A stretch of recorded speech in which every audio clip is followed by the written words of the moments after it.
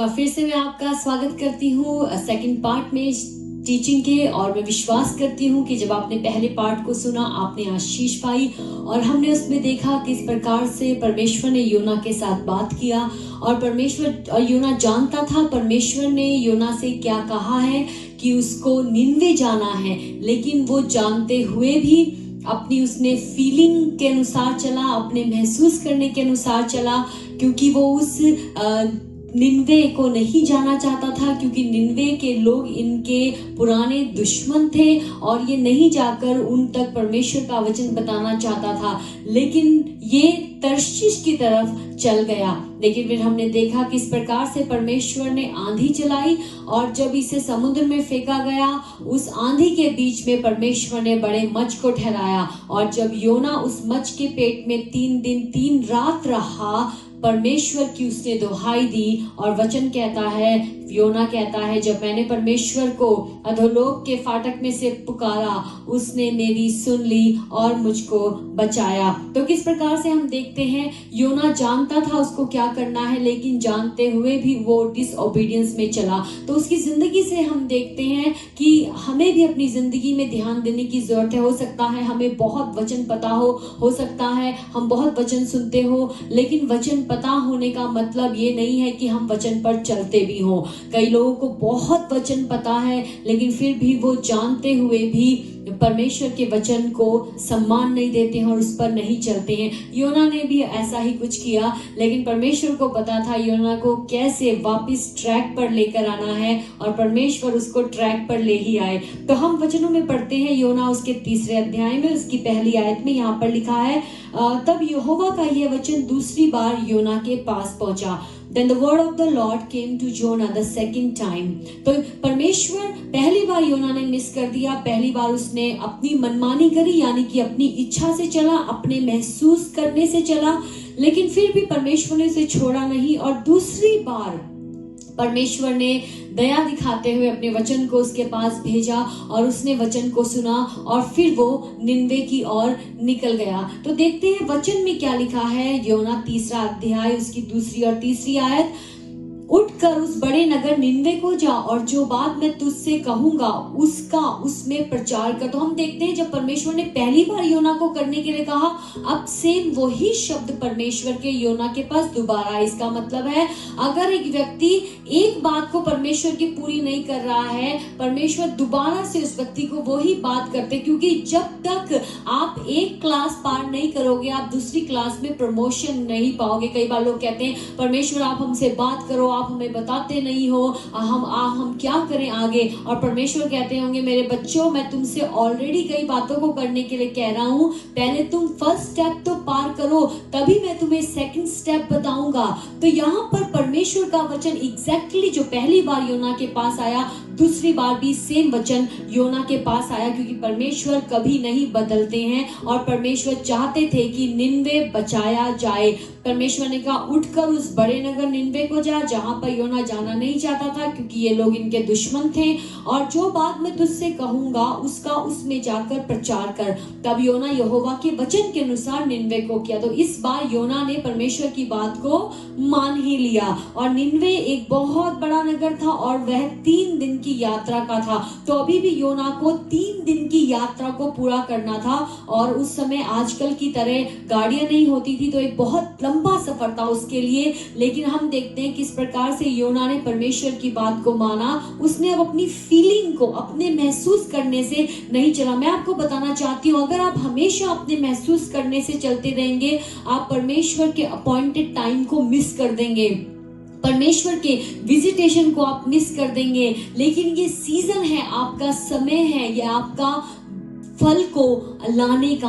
आमीन, ये सीजन है, हालेलुया, ताकि आप अपनी जिंदगियों से फल लाएं। तो आप अपने समय को मिस ना कर दें, लेकिन परमेश्वर के अपॉइंटेड टाइम को पहचाने। और यहाँ पर लिखा है, और जब हम इसके 4 अध्याय में पढ़ते हैं और हम देखते हैं जब ये योना उस जगह में गया और इसने जाकर निनवे में प्रभु के वचन के बारे में बताया और कहा 40 दिन बाद इस यहाँ पर परमेश्वर का दंड और कहर उतरेगा। लेकिन वहां के लोगों ने पश्चाताप किया और सब जानवर क्या इंसान इंसान क्या, छोटे क्या, बड़े क्या, सब लोगों ने वहां पर उपवास किया, प्रार्थना किया, टाट ओढ़ लिया और पश्चाताप किया और परमेश्वर ने उन पर रहम किया। लेकिन ये बात योना को अच्छी नहीं लगी और फिर वो अपनी फीलिंग से जा रहा है। और यहाँ पर लिखा है 4 आयत में, यह बात योना को बहुत ही बुरी लगी और उसका क्रोध भड़का। तो अब देखते हैं, उसको ये नहीं दिखाई दे रहा किस प्रकार से परमेश्वर ने इन अविश्वासी लोगों के ऊपर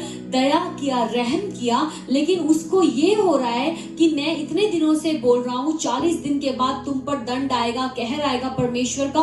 तो उसको ये लग रहा है कि परमेश्वर कैसे आप एक भविष्यवक्ता की बात को गलत साबित कर सकते हैं।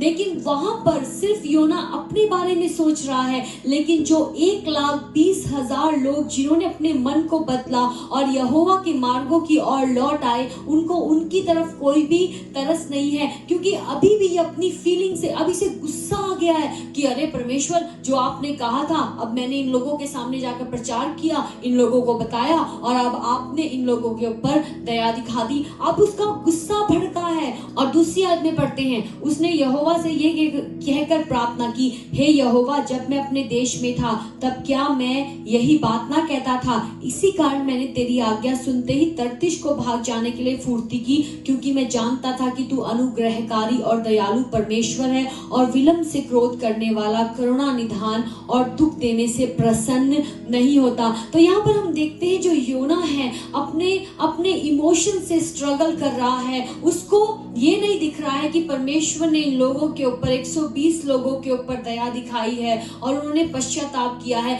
लेकिन उसको सिर्फ अपना ही दिखाई दे रहा है। उसको अपनी शर्मिंदगी नजर आ रही है, क्योंकि अभी भी वो अपनी फीलिंग से चल रहा था। मैं आपको बता दूं, कभी भी आप अगर अपनी फीलिंग से चलते हैं, आप अपनी जिंदगी में परमेश्वर के मकसद को पूरा होते हुए कैसे देख पाएंगे?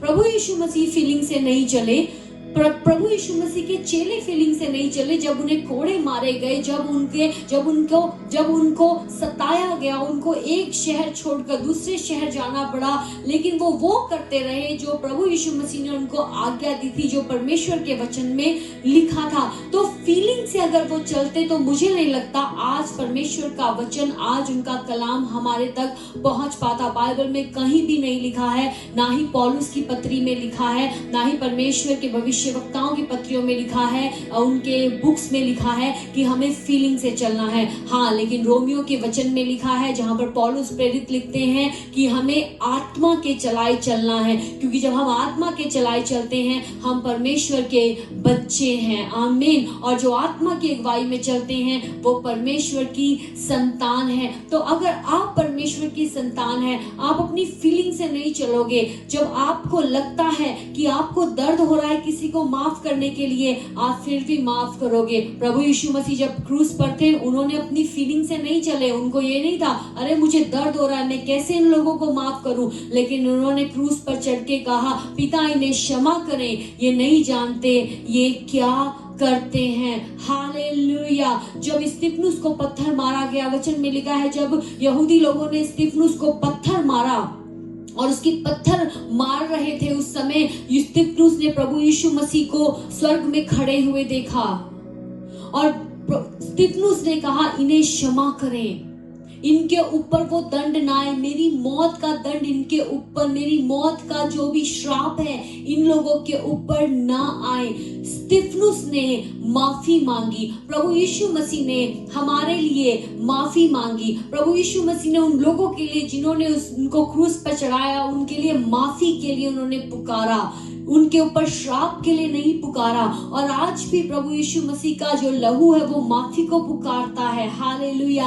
आज भी प्रभु ये चाहते हैं कि जब परमेश्वर का वचन हमसे कुछ करने के लिए कहता है, बेशक वो कई बार बहुत कठिन लगता है, लेकिन फिर भी वचन में लिखा है परमेश्वर का अनुग्रह हमारे लिए काफी है। Hallelujah. The grace of the Lord is sufficient for us. परमेश्वर ने पौलुस से कहा, my grace is sufficient for you. मेरा अनुग्रह ही तेरे लिए काफी है। अगर आपको लगता है कि आप ऐसे व्यक्ति हैं जो हमेशा भावनाओं के साथ बह जाते हैं और समझ आता है कि कुछ बातें सही हैं, फिर भी भावनाएं ज्यादा हावी हो जाती हैं और भावनाओं से चलते हैं। जब दिल करता है रूठ जाते हैं, जब दिल करता है मान जाते हैं, जब दिल करता है किसी को बुलाते हैं, जब दिल करता है किसी को नहीं बुलाते हैं, जब दिल करता है वचन पढ़ते हैं या प्रार्थना करते हैं। मतलब जो कुछ भी होता है वो सिर्फ महसूस करने से ही होता है, वो सिर्फ भावनाओं के साथ ही होता है। मेरी प्रार्थना है अगर आज आप ऐसे व्यक्ति हैं, परमेश्वर का सामर्थ आपकी जिंदगी में काम करे, प्रभु यीशु मसीह का अनुग्रह आपकी जिंदगी में काम करे और ये कमजोरी आपकी जिंदगी से चली जाए। आप अपनी भावनाओं से ना बह जाए। आज दुनिया में हम देखते हैं लोग भावनाओं से बहते हैं। कई बार लोग भावनाओं में गलत निर्णय ले लेते हैं। कभी भी जब आप भावनाओं में घिरे हुए हैं और आपको गुस्सा आया हुआ है, क्योंकि गुस्सा करना भी एक भावना है, नाराजगी भी एक भावना है, जब आप इन भावनाओं में होते हैं कभी भी कोई डिसीजन फ्यूचर के लिए मत लें। शांत हो जाएं, उन भावनाओं को सेटल होने दें, उन फीलिंग्स को सेटल होने दें और फिर बुद्धिमानी के साथ, शांत स्वभाव के साथ लोगों के लिए निर्णय लें, अपने लिए निर्णय लें। जब योना ने देखा परमेश्वर ने लोगों को माफ कर दिया है और उनके ऊपर दंड नहीं आया जैसे सदोम और गमोरा में आया था, उसको गुस्सा आया और उसने कहा मैं तो अब खत्म ही हो जाऊं, मैं अपने आप को मार ही देता हूं। लेकिन उसको पता था कि जो ये सोसाइटल टेंडेंसी है वो ठीक नहीं है, वो जानता था, लेकिन उसने ऐसा किया नहीं। सिर्फ एक भावना आई, उसको फील हुआ कि मेरा तो मरना ही अच्छा है, मैं क्या कर रहा हूं क्योंकि लोगों के सामने मेरी बेइज्जती हो गई है। ये अशूरी लोग जो हमारे बहुत पुराने समय से दुश्मन हैं, 1,20,000 लोगों के सामने मेरी नाक कट गई है। पूरे देश के सामने लोग कह रहे हैं अरे ये तो बहुत झूठा नबी है। लेकिन फिर भी आप देखें परमेश्वर ने किस प्रकार से योना की जिंदगी के द्वारा लोगों को बचाया। तो अगर आज आप ऐसे व्यक्ति हैं, भावनाओं में बह जाते हैं, बहुत जल्द नाराज हो जाते हैं, बहुत जल्द रूठ जाते हैं, बहुत जल्दी बोल पड़ते हैं, बिना सोचे समझे बोल पड़ते हैं, मेरी दुआ है परमेश्वर आपकी मदद करें ताकि आप बुद्धिमान व्यक्ति हो, ताकि आप समझ वाले व्यक्ति हो और जो लोग आपकी बातों को सुने वो आपकी बातों में कड़वाहट नहीं, वो आपकी बातों में किसी को नाश करने वाला नहीं, लेकिन किसी को बनाने वाले सामर्थ को देखने पाए। आपकी बातें ऐसी हो जो दूसरों को उन्नति दें, आपकी बातें ऐसी हो जो दूसरों के लिए जीवन का झरना और जीवन का सोता बन जाए। तो मेरे प्रियो, मेरी प्रार्थना है आज आपने इस वचन को सुना है, ये वचन आपकी जिंदगी में गहराई से काम करे, आत्मा की अगुवाई में आप चलें, आत्मा की डायमेंशन को, स्पिरिचुअल डायमेंशन को आप समझें, आप परमेश्वर के वचन की गहरी बातों को समझने पाए ताकि आप नए नए लेवल्स में, नए नए डायमेंशन में, स्पिरिचुअल डायमेंशन में बढ़ते जाएं और परमेश्वर का वचन आपके लिए क्लियर हो जाए। जो रहस्य की बातें इसमें छिपी हैं आप उनको समझने पाए। वचन में लिखा है हमें मूर्खों की नाई नहीं बनना है, हमें मूर्खों के समान नहीं बनना है, लेकिन हमें बुद्धिमान बनना है। प्रभु यीशु मसीह ने कहा कि तुम सांप की तरह चालाक लेकिन कबूतर की तरह भोले बनो। और कैसे हमें विजडम मिलती है? हमें परमेश्वर के वचन से विजडम मिलती है। जब हम उनसे सुनते हैं, उनके वचन में से हमें ज्ञान मिलता है, समझ मिलता है, ताकि हम बढ़ सके और इन बातों को अपनी जिंदगी में अप्लाई करें और अपनी भावनाओं से ना बह जाएं।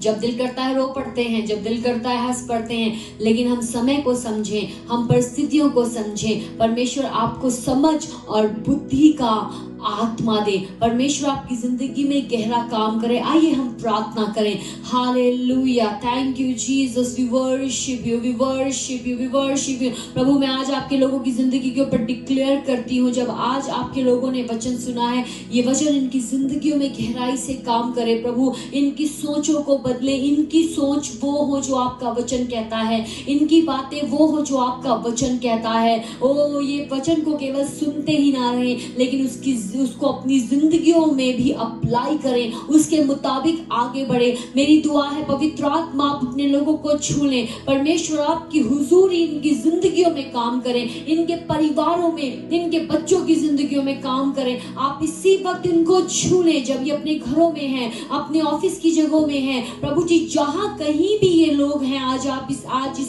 प्रोग्राम को सुन रहे हैं, आज हमारे साथ जुड़े हैं, इनकी जिंदगियों के ऊपर मैं आपका सामर्थ, आपका समझ बोलती हूँ। ओ हालेलुया प्रभु, आपकी प्रेजेंस इनकी जिंदगियों में काम करने पाए, छुटकारा आ जाए। मैं प्रार्थना करती हूँ आर्थिक कमजोरी दूर हो जाए, आर्थिक मंदी चली जाए, पैसों की कमी दूर हो जाए यीशु मसीह के नाम से। ओ प्रभु, आपके लोगों के हर लाइफ के हर क्षेत्र में प्रभु बेदारी आ जाए, रिवाइवल आ जाए, एक ट्रांसफॉर्मेशन आ जाए। हालेलुया, हर कमजोरी यीशु मसीह के नाम से चली जाए, शैतान का हर गढ़, शैतान का हर काम यीशु मसीह के नाम से खत्म हो जाए। और प्रभु मेरी प्रार्थना है इन लोगों की जिंदगी में आपकी सिद्ध इच्छा पूरी हो प्रभु जी, और अपना हाथ बढ़ाकर आप छूने, आप अपने लोगों से बात करें, इनकी जिंदगियों में काम करें, इन सबको संभाल कर रखें। सब बातों के लिए धन्यवाद करते हैं यीशु मसीह के मीठे प्यारे नाम में हम प्रार्थना को मांग लेते हैं।